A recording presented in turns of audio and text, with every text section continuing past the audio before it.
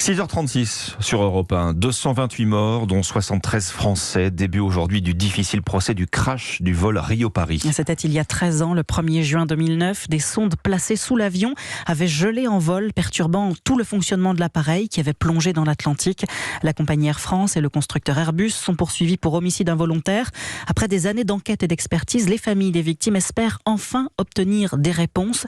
Sylvie Delerablé a perdu son époux dans l'accident. Elle attend fébrilement ce procès. Ce que j'attends, c'est que l'accident soit expliqué clairement, pourquoi les pilotes n'ont pas su interpréter toutes les alarmes qui ont défilé devant eux, et ce genre d'explication dont moi j'ai besoin. Ils risquent de nous faire réentendre les pilotes qui parlent dans le cockpit au moment du crash. Forcément, ça va faire revivre des choses. Je ne viendrai pas aux périodes où ils parlent de l'identification des corps. Les témoignages, je ne sais pas. Je pense aussi que ça va me bouleverser. Après, est-ce que c'est pas une étape un petit peu obligatoire pour justement passer après à autre chose? Je me suis fait mon scénario. Il est raisonnable dans le sens où il est simple.